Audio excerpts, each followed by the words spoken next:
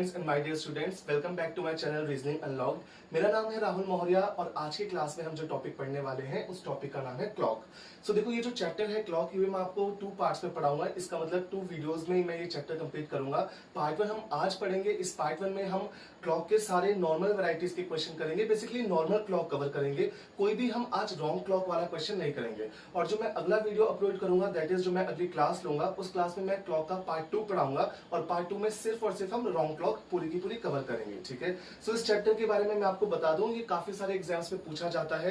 अगर आप एमबीए के और बैंकिंग और फाइनेंस वाले एग्जाम्स छोड़ दीजिए तो उसके अलावा जितने भी एंट्रेंसेस बचते हैं, एसएससी स्पेसिफिक एंट्रेंसेस हो गए, रेलवे हो गया, फूड कॉर्पोरेशन ऑफ इंडिया हो गया, डीएसएसबी के एग्जाम्स हो गए, तो उन सारे एग्जाम्स में ये चैप्टर हमसे पूछा जाता है। और कई बार इसका एक क्वेश्चन आता है किसी एग्जाम में, तो कई बार 2 क्वेश्चंस भी आ जाते हैं। ठीक है। सो इस चैप्टर को हम डिटेल में बहुत अच्छे ढंग से सीखते हैं। आज की क्लास में मैं आपको कई सारी टेक्निक्स और ट्रिक्स ऐसे सिखाऊंगा जिससे आप क्लॉक के, नॉर्मल क्लॉक के जो क्वेश्चंस हैं उनको हो सकता है 3 सेकंड में या 5 सेकंड में कर दें। आप देखिएगा आज की क्लास में बहुत सारी चीजें आपको सीखने मिलेंगी। तो चलिए शुरू करते हैं आज का टॉपिक क्लॉक।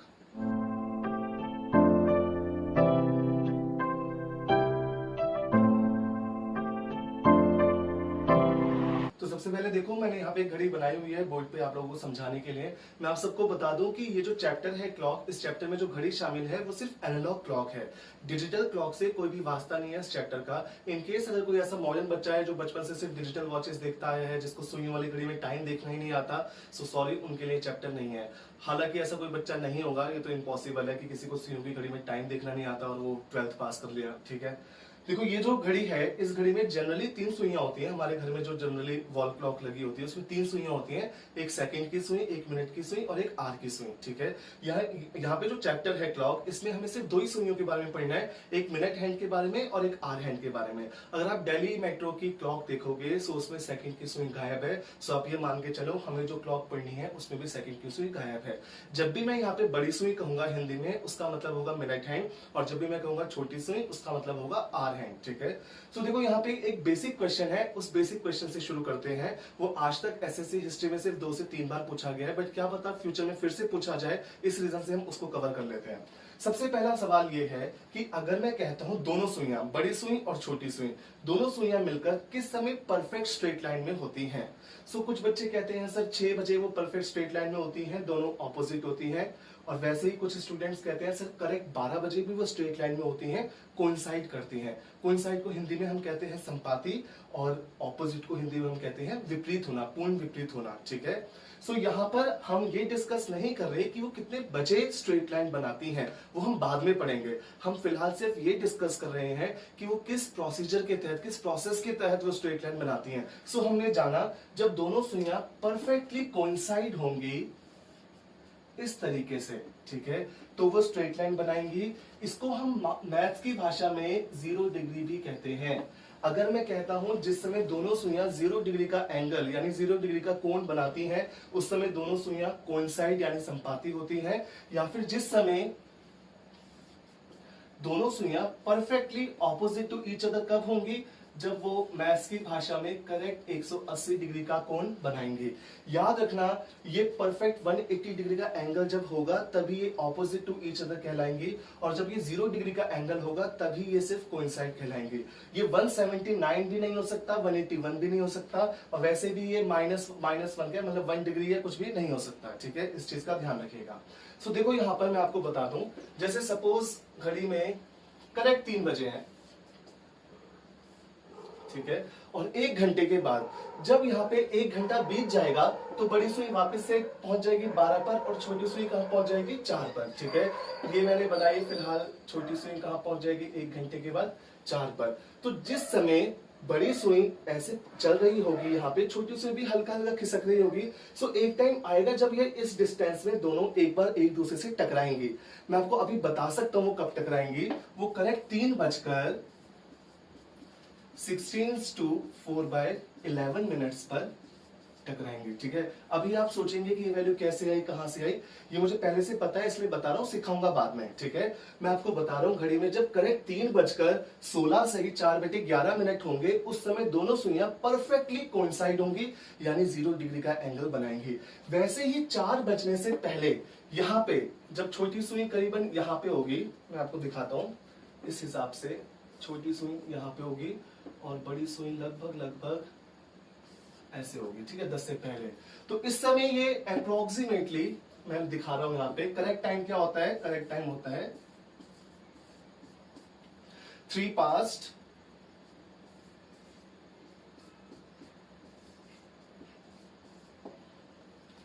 11 मिनट्स, ठीक है। जिस समय घड़ी में इतना टाइम होता है उस समय वो परफेक्टली कोइंसाइड होती है। ये सिर्फ एक एग्जांपल है 3 से 4 बजे के बीच में। और जिस समय घड़ी में इतना टाइम होता है उस समय वो परफेक्टली ऑपोजिट होती हैं। ये मैं आप सबको सिखाऊंगा, कोई भी परेशान ना हो ये वैल्यूज कहां से आई, ये हम थोड़ी देर बाद सीखेंगे। आज की क्लास में सीखेंगे कि 3 से 4 बजे के बीच में कोइंसाइड कितने बजे होती है कैसे पता करें, और ऑपोजिट कितने बजे होती है कैसे पता करें। ये मैं आपको एग्जैक्ट वैल्यूज बता रहा हूं जिस समय ये दोनों परफेक्ट स्ट्रेट लाइंस में होती हैं। फिलहाल हमें सिर्फ इतना सीखना है, जैसे मैंने आपको बताया कि हर 1 घंटे में इन ईच आवर, ठीक है, हर 1 घंटे में दोनों सुइयां, बोथ हैंड्स, एक बार होती हैं परफेक्टली ऑपोजिट और एक बार होती हैं परफेक्टली कोइंसाइड। यानी एक बार बनाती है वो 180 डिग्री का एंगल और एक बार बनाती है वो 0 डिग्री का एंगल। हर 1 घंटे में दोनों सुइयां, इसका मतलब कितनी स्ट्रेट लाइंस बनाती हैं? 2 स्ट्रेट लाइंस बनाती हैं। यहां तक क्लियर है सबको? उसके आगे देखो, अगर मैं कहता हूं 1 घंटे में एक बार ऑपोजिट एक बार कोइंसाइड 2 स्ट्रेट लाइंस बनाती हैं, तो इसका मतलब 12 आवर्स में, जब 1 घंटे में तो 12 घंटे में 24 बननी चाहिए, किंतु 24 बनती नहीं है, 12 घंटों में बनती हैं 22 स्ट्रेट लाइंस। इसमें से 11 होती हैं कोइंसाइड के हिस्से की, 0 डिग्री के हिस्से की, प्लस 11 होती हैं ऑपोजिट के हिस्से की, यानी 180 डिग्री के हिस्से की। अब जब 1 घंटे में 2 थी तो 12 घंटों में 24 होना चाहिए था, सीधा सा हिसाब था। पर यहां पर जो 2 वैल्यू कम हुई वो कहां पे हुई ये हम सीखते हैं। सो देखो, अब हम जान लेते हैं फटाफट से कि ये जो एक एक वैल्यू कम हुई थी स्ट्रेट लाइंस की, कहां कम हुई थी। जैसे घड़ी में जिस समय करेक्ट 11 बजते हैं, कुछ इस प्रकार से 11 बजते हैं घड़ी में, तो जब ये सुई चलना शुरू करेगी ऐसे टिक टिक करके, तो ये सुई भी हल्का हल्का सा खिसकना शुरू करेगी। और देखो, इन दोनों सुइयों की पहली मुलाकात कब होगी? इनकी पहली मुलाकात होगी करेक्ट 12 बजे, ठीक है। 1 घंटा बीत चुका है और दोनों सुइयों की मुलाकात सिर्फ एक बार हुई है, करेक्ट 12 बजे। अब देखो, जब यहां से चलना शुरू करेगी बड़ी सुई, तो छोटी सुई थोड़ा सा खिसकेगी इस तरफ, जैसे बड़ी सुई आगे की तरफ बढ़ेगी छोटी सुई भी थोड़ा सा खिसकेगी इस तरफ। अब देखो, जब घड़ी में करेक्ट 1 बजेंगे, यहां पर होगी बड़ी सुई छोटी सुई यहाँ पे, तो 12 से 1 के बीच की जो साइकिल थी, इस साइकिल में आप ध्यान दो, यहाँ पर दोनों सुइयां एक बार भी नहीं मिली एक दूसरे से। सो इस रीजन से 11 बजे से लेकर 1 बजे के बीच में जो 2 घंटे होते हैं, इन 2 घंटों में दोनों सुइयां सिर्फ एक बार कोइंसाइड, यानी कि एक बार 0 डिग्री का एंगल बनाती हैं करेक्ट 12 बजे। इस रीजन से एक वैल्यू कम हो जाती है यहाँ पर। वैसे ही बच्चों, 5 बजे से लेकर 7 बजे के बीच में जो 2 आवर्स का टाइम होता है, इन 2 आवर्स में सिर्फ एक ही बार परफेक्टली ऑपोजिट होती है करेक्ट 6 बजे। जैसे इन 2 घंटों में वो करेक्ट एक बार कोइंसाइड होती थी, वैसे ही इन 2 घंटों में 5 से 7 के बीच में वो सिर्फ एक बार ऑपोजिट होती है। इस रीजन से एक वैल्यू कम हो जाती है यहाँ पर। 12 घंटों में 22 स्ट्रेट लाइन बनती है, एक एक वैल्यू कहाँ कम हो गई मैंने आपको समझा दिया। सो अगर कोई हमसे पूछे कि एक दिन में total number of straight lines कितनी बनती हैं, जैसा कि क्वेश्चन भी आया था एक बार एसएससी में, कहा गया ब्लू मार्कर छोड़ो, देखो, एक दिन में इन अ डे हम जानते हैं होते हैं 24 आवर्स, ठीक है। सो इन 24 आवर्स में टोटल स्ट्रेट लाइन कितनी हो जाएंगी? जब 12 ने 22, तो इसमें हो जाएंगी 44 स्ट्रेट लाइंस।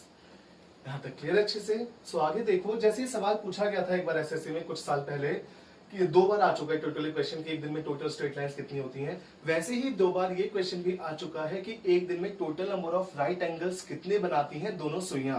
हम जानते हैं कि ये जो पोजीशन है, ये वाली पोजीशन, ये होती है परफेक्टली कोइंसाइड, जिसे 0 डिग्री कहते हैं। ये जो पोजीशन है, ये होती है परफेक्टली ऑपोजिट, जिसे 180 डिग्री कहते हैं। और ये जो पोजीशन है, ये होती है 90 डिग्री, जिसे राइट एंगल यानी समकोण कहते हैं। जैसे बच्चों हर एक घंटे में दोनों सुइयां दो बार स्ट्रेट लाइन बनाती हैं, दो स्ट्रेट लाइन बनाती हैं, एक कोइंसाइड की और एक ऑपोजिट की, वैसे ही बच्चों हर एक घंटे में दोनों सुइयां दो राइट एंगल्स यानी दो समकोण बनाती हैं। आप कोई सा भी टाइम लो, जैसे फॉर एग्जांपल आप 7 से 8 बजे के बीच का टाइम लो, 7 to 8। तो जब आप सुइयों को चलाओगे तो 7 बजे से लेके 8 बजे के बीच में दोनों सुइयां पक्का एक बार इस 90 डिग्री की शेप में आई होंगी। मैं टाइमिंग बता देता हूं सिर्फ नॉलेज के लिए कि वो कब कब बनेंगी, हम सीखेंगे बाद में। पहला राइट एंगल बनेगा 7 से लेके 8 के बीच में, 7 पास्ट 21 सही 9/11 मिनट पर, और एक बनेगा 7 पास्ट 54 to 6/11 मिनट पे। ठीक है, ये वैल्यूज हम बाद में सीखेंगे। सपोज किसी ने क्वेश्चन आएगा फ्यूचर में, तो आज की क्लास के ही फ्यूचर में, ठीक है, कि 7 से 8 के बीच में दो राइट एंगल्स कितने कितने बजे बनते हैं, तब मैं आपको सिखाऊंगा कि वैल्यू कहां से है। फिलहाल बस जान लो 7 से 8 बजे के बीच में कितने राइट एंगल्स बने, दो। तो वैसे ही हर एक घंटे में जब इन ईच आर दो राइट एंगल्स बनते हैं, तो टोटल 12 घंटों में बनने चाहिए थे 24, 12 इंटू 2 पर फिर से बनते हैं ये 22 राइट एंगल्स। इस बार दो राइट एंगल कहां पे कम हो गए, ये मैं फिर से समझाता हूं आपको।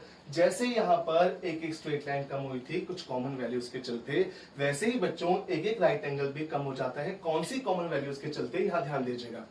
जब घड़ी में करेक्ट, इसको मैं मिटा देता हूं, जब घड़ी में करेक्ट 2 बजते हैं, तो इस 2 बजे से लेके 4 बजे तक का जो टाइम है,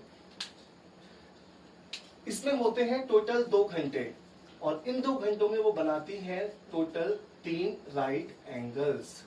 जब घड़ी में करेक्ट 3 बजते हैं ना, तो वो वैल्यू कॉमन हो जाती है। तो टोटल 2 घंटों में 4 राइट एंगल बनने चाहिए थे, बनते हैं 3, एक वैल्यू कम हो गई जब करेक्ट 3 बजे थे। वैसे ही बच्चों 8 बजे से लेके 10 बजे के बीच में ये जो 2 आवर्स होते हैं, इस पे बनते हैं 3 राइट एंगल्स। जो यहाँ पर 9 बजते हैं घड़ी में, उस समय वो कॉमन वैल्यू हो जाती है। इस रीजन से 2 के बदले 4 बनने थे, बनते हैं 3। जैसे कोइंसाइड का यहाँ कम हुआ था, ऑपोजिट की एक वैल्यू यहाँ कम हुई थी, वैसे राइट एंगल की एक वैल्यू यहाँ कम हुई और एक वैल्यू यहाँ कम हुई। इस रीजन से बनते हैं 22 राइट एंगल्स। सो हमसे कोई पूछे कि एक दिन में कितने राइट एंगल्स बनते हैं, in a day how many right angles are there, तो हम कहेंगे 44 राइट एंगल्स। याद रखिएगा ये सिंपल है। एक दिन में total number of straight lines and total number of right angles both are equal, that is 44 and 44। ये हो गया बिल्कुल बेसिक पार्ट क्लॉक का, जिसे आप इंट्रोडक्शन भी कह सकते हैं। एक दो बार सवाल पूछे गए हैं, इस रीजन से मैंने समझा कि छोड़ना नहीं चाहिए, ये भी बता देता हूँ। सो आई होप यहाँ तक सबको क्लियर हुआ होगा। अब हम बढ़ते हैं आगे। सो आगे देखो, जो अगला क्वेश्चन बनता है उस क्वेश्चन में हमसे पूछते हैं, कोई भी एक टाइम दे देंगे हमें और हमसे पूछेंगे कि उस टाइमिंग पर दोनों सुइयों के बीच में कितनी डिग्री का एंगल बनता है।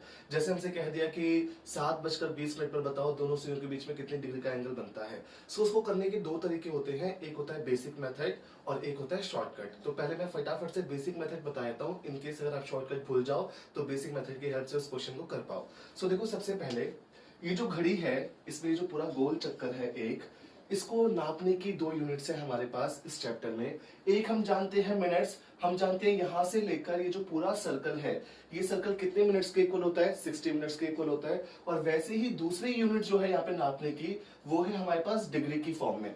सो ये जो सर्कल है, इसको अगर मैं कहता हूं कि बताओ कितने मिनट्स के इक्वल है, तो आप कहते हैं 60 मिनट्स के इक्वल है। और अगर मैं पूछता हूं कि यही सर्कल कितने डिग्री के इक्वल है, तो आप कहते हो सर 360 डिग्री के इक्वल है। तो इसका मतलब घड़ी में जो 60 मिनट्स का टाइम है, वो कितने डिग्री के इक्वल है, 360 डिग्री के इक्वल।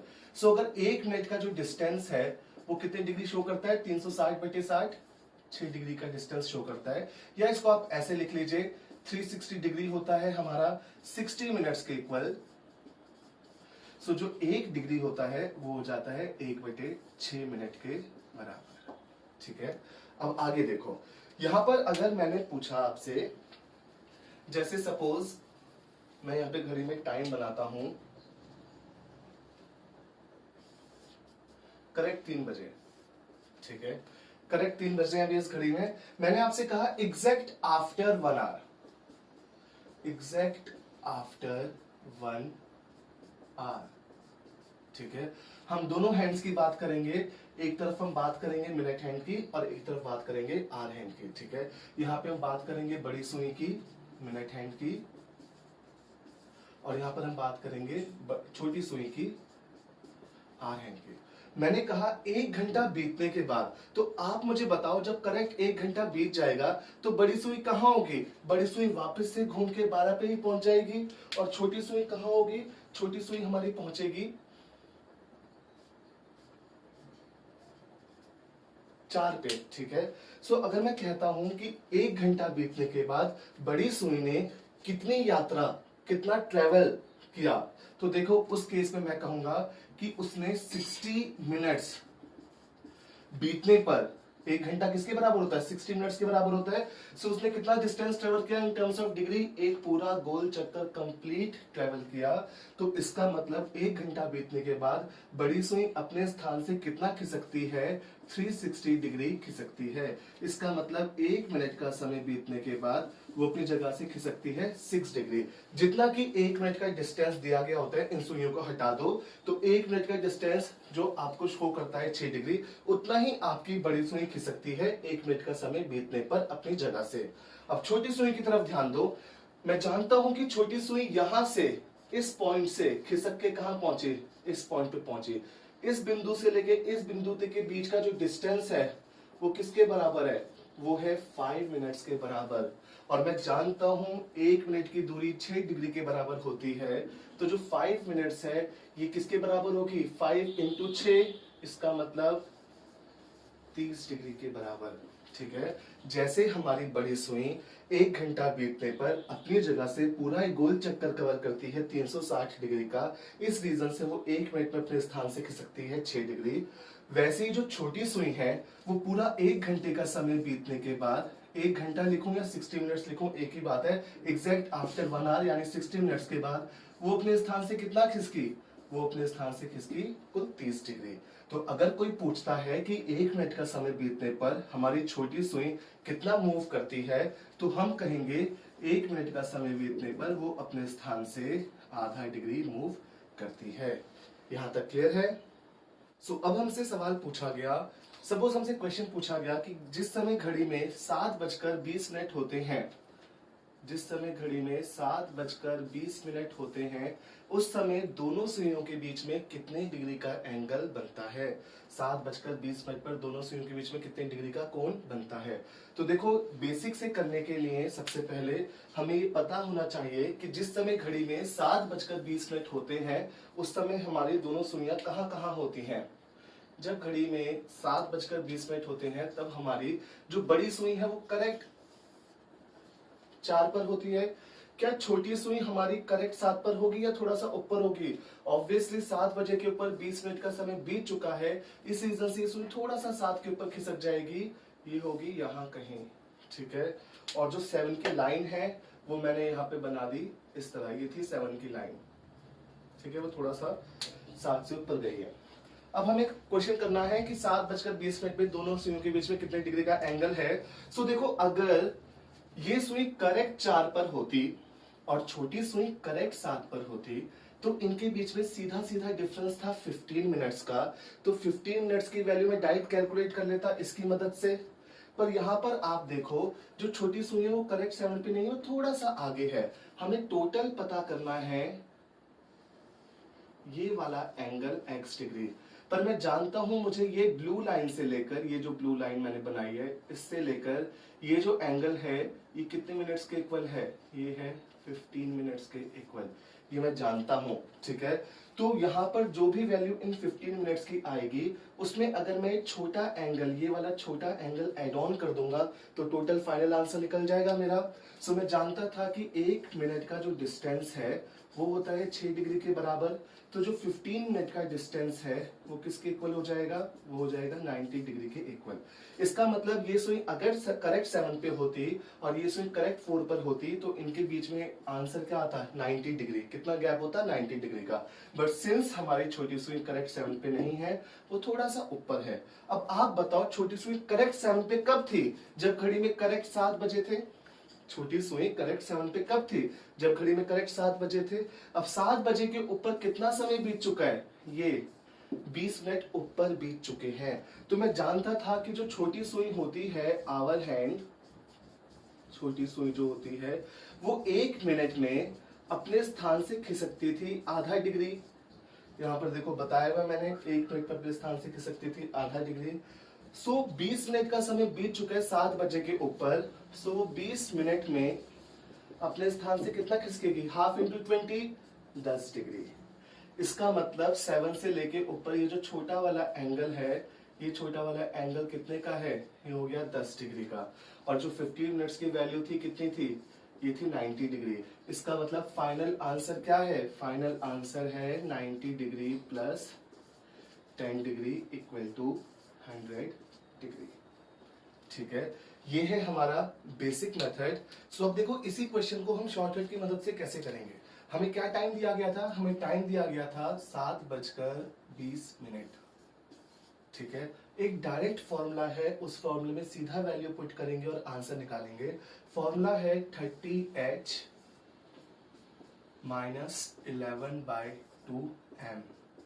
ये फॉर्मूला बना बेसिक की हेल्प से ही है, बट हमें फर्क नहीं पड़ता, हमें फर्क पड़ता है आंसर से। ठीक है, अगर आप देखो यहाँ पर जो r है उन r की वैल्यू को पुट करोगे, और जो मिनट्स हैं मिनट्स की वैल्यू को m में पुट करोगे, आवर्स की वैल्यू को h में पुट करोगे। ये आया 30 इंटू 7 माइनस 11/2, m की वैल्यू क्या है? 20।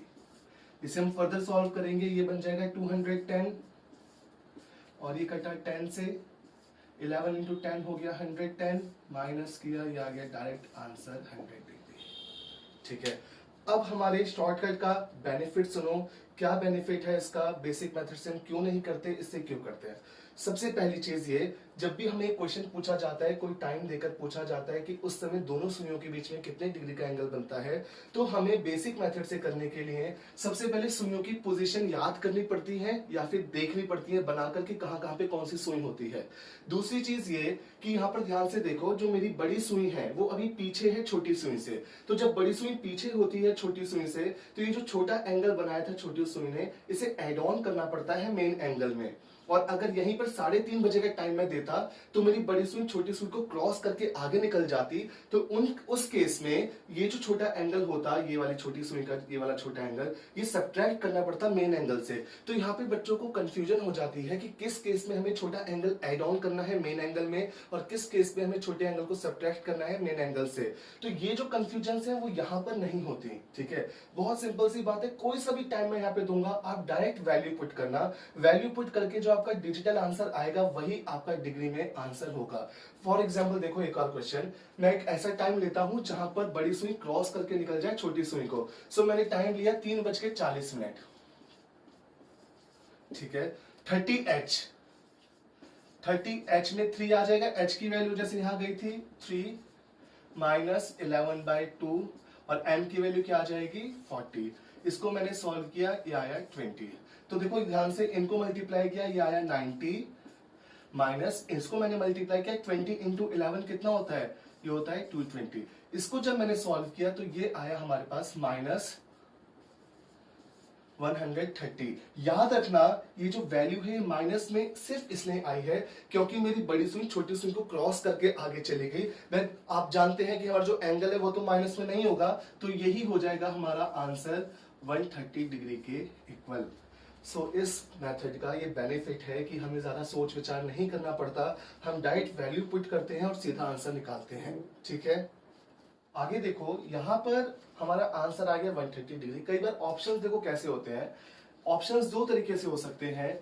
यहां पर मैंने सवाल पूछा कि 3:40 पे कितने डिग्री का एंगल बनता है दोनों सुइयों के बीच में, सिर्फ इतना ही सवाल पूछा।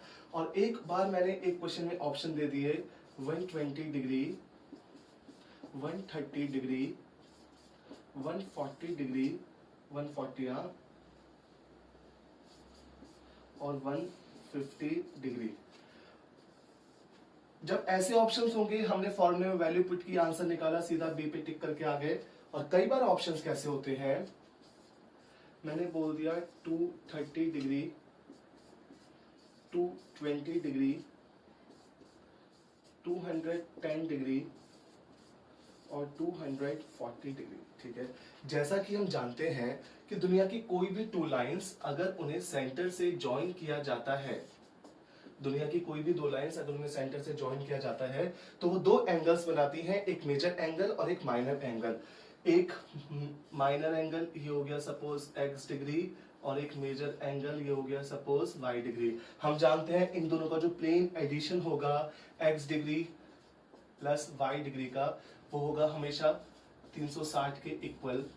सो वैसे ही जैसे ये दो लाइंस दो एंगल बनाती हैं, वैसे ही घड़ियों की दोनों सुइयां भी तो दो एंगल बनाती हैं। तो जरूरी नहीं कि वो क्वेश्चन में आपसे मेंशन करे, आपसे पूछे कि बताओ इस समय मेजर एंगल बताओ या इस समय पर आप माइनर एंगल बताओ। हो सकता है कि वो आपको सिर्फ टाइम दे और आपसे कहें कि बताओ इस टाइमिंग पर दोनों सुइयां कितने डिग्री का एंगल बनाती हैं। तो आप क्या कीजिएगा, आप फॉर्मूले में वैल्यू पुट कीजिएगा।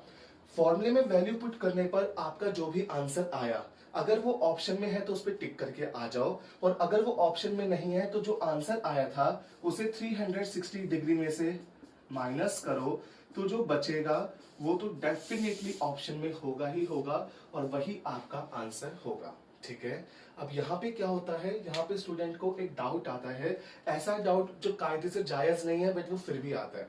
स्टूडेंट कहते हैं कि सर व्हाट इफ हमसे क्वेश्चन में पूछा जाए कि इस टाइमिंग पर दोनों सुइयों के बीच में कितने डिग्री का एंगल बनता है और दोनों ही ऑप्शन में दे दिए जाए, माइनर एंगल भी मेजर एंगल भी। सो मैं बता दूं ऐसा जनरली नहीं होता, बट सपोज जबरदस्ती कर लेते हैं और ऐसा कर देता है एग्जामिनर कि छोटा एंगल भी ऑप्शन में लिख देता है, बड़ा एंगल भी लिख देता है, जो कि दोनों ही करेक्ट है। तो इन दैट केस या तो वो मेंशन करेगा that you have to find minor angle और मेजर एंगल। सपोज मेंशन भी नहीं करता और दोनों ही ऑप्शंस में लिख दिए, तो याद रखिएगा जो आंसर आपके फॉर्मूले ने आपको निकाल के दिया है आप उसी पर टिक करके आएंगे, क्योंकि ये जो फॉर्मूला है ये बाय डिफॉल्ट आंसर देता है, मतलब जो डिफॉल्ट एंगल बनेगा हमेशा वही आंसर देगा। ये जब भी घड़ी चलना शुरू करती है, करेक्ट 7 बजे थे, तो यहां से जिस डायरेक्शन में चलना शुरू करती है, जिस डायरेक्शन में वो चलना शुरू करती है क्लॉकवाइज, उस डायरेक्शन में जो पहला एंगल बनता है हमेशा ये फॉर्मूला वही देता है और इसे डिफॉल्ट एंगल भी कहा जाता है। सो लास्ट टाइम मैं आपको क्लियर कर दूं एक चीज कि दोनों ऑप्शन में नहीं मिलेंगे, पर अगर आपको दोनों ऑप्शन में मिल जाते हैं और माइनर मेजर मेंशन भी नहीं है तो उस केस में आप टिक करेंगे उस आंसर पे जो आंसर आपके फॉर्मूले ने आपको निकाल के दिया। याद रखना 360 डिग्री में से माइनस करके दूसरा एंगल सिर्फ तब निकालना है जब ये वाला आंसर ऑप्शन में था ही नहीं, उसके अलावा निकालना ही नहीं है। क्लियर यहां तक? आगे देखो, सपोज हमसे अब अगला क्वेश्चन पूछा गया और हमसे इत्तेफाक से हमें टाइमिंग दिया गया 6:30 बजे कि जिस समय घड़ी में 6:30 होते हैं उस समय दोनों सुइयों के बीच में कितने डिग्री का एंगल होता है। हमने फटाफट से वैल्यू पुट की, हमने कहा 30 इंटू 6 माइनस 11/2 इंटू 30। इसको हमने सॉल्व किया, ये आ गया 180। इसको हमने सॉल्व किया 15 इंटू 11 कितना हो जाएगा 165, और ये वैल्यू आई हमारी 15 डिग्री। यहाँ पे आप ध्यान दें, हमारा जो टाइम था 6:30 और जो आंसर था वो क्या है, एग्जैक्ट मिनट का हाफ है। ठीक है, सो मैं आपको बता दूं, कभी भी इत्तेफाक से आपको ऐसा कोई टाइम मिल जाता है एग्जाम में जो आपस में 1:5 का रेशो मेंटेन करता हो। ये देखो 6 1 1 6 5 30, कोई भी ऐसा टाइम इत्तेफाक से मिल जाता है जो आपस में 1:5 का रेशो मेंटेन करता हो, तो उसमें तो आपको फॉर्मूले में वैल्यू पुट करने की जरूरत भी नहीं है, डायरेक्ट मिनट्स का हाफ कर दीजिएगा, ऑलवेज वही आंसर होगा। फटाफट से यहाँ पे देखो, जैसे मैंने कहा 1:05, मैंने कहा 2:10, 3:15, 4:20, 5:25, 6:30, 7:35, 8:40, 9:45, 10:50 और लास्ट 11:55। अगर आप ध्यान से देखोगे तो इस बॉक्स में मैंने जो 11 टाइमिंग्स लिखी हैं, ये सारी टाइमिंग्स आपस में क्या करती हैं, 1:5 का रेशियो मेंटेन करती हैं। और याद रखना, इत्तेफाक से इनमें से कोई भी टाइम लिखा मिल जाता है तो आप क्या कीजिएगा, सिर्फ मिनट्स का हाफ कर दीजिएगा, वही आपका आंसर होगा। सपोज हमसे किसी ने पूछ लिया कि 5:25 पे दोनों सुइयों के बीच में कितने डिग्री का एंगल बनता है, तो 25 का हाफ क्या होता है, 12.5। हमेशा मिक्स्ड फ्रैक्शन में आंसर लिखा मिलेगा क्लॉक चैप्टर में 12.5। किसी ने पूछा 6:30 बजे आंसर, आपके सामने देखो 15 डिग्री।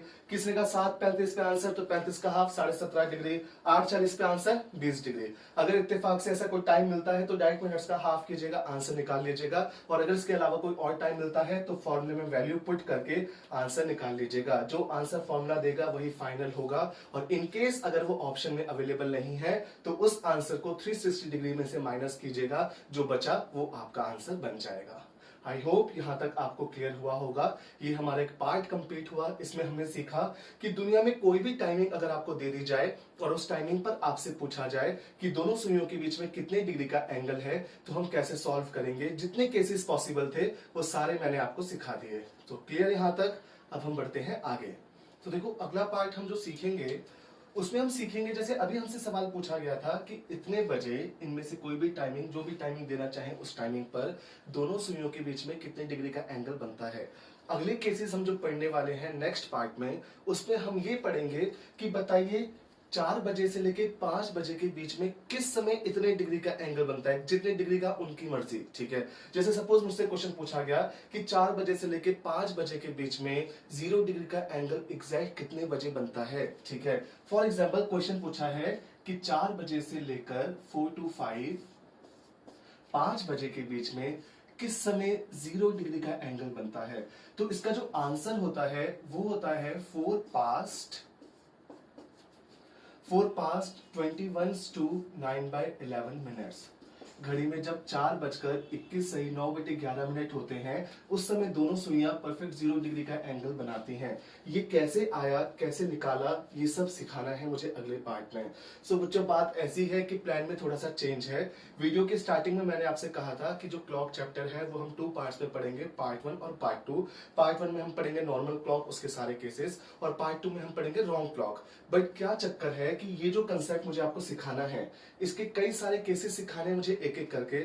पहले मुझे पूरा लॉजिकल वे से पूरा कंसेप्ट कंप्लीट करना है, और उसके बाद मुझे आपको कुछ मैजिक सिखाने हैं, जिन मैजिक से आप इन टाइप्स के क्वेश्चन को 2 से 3 सेकंड में करके आओगे। सो अगर मैं ये सारा का सारा कंसेप्ट प्लस जो भी मैं आपको ट्रिक सिखाने वाला हूँ 2 से 3 सेकंड में करके आने वाली, वो अगर मैं सारा का सारा कंसेप्ट आज के वीडियो में पढ़ाऊंगा या फिर इस क्लास में पढ़ाऊंगा, तो या तो वीडियो बहुत लंबा हो जाएगा, लेंथी हो जाएगा, या फिर बहुत हौच पौच हो जाएगी। सो इसलिए आई हैव डिसाइडेड कि हम एक काम करते हैं, हम 3 पार्ट्स में क्लॉक पढ़ते हैं। पार्ट 1 हम यहीं तक पढ़ते हैं जहां तक मैंने आज आपको पढ़ाया है, जिसमें मैंने आपको सिखा दिया कि कोई भी टाइमिंग देकर एंगल निकालने कहा जाएगा तो कैसे निकालना है। पार्ट 2 में हम पढ़ लेंगे ये सारे केसेस प्लस ट्रिक्स, वो जो मैजिक मैं आपको सिखाऊंगा वो सारे के सारे।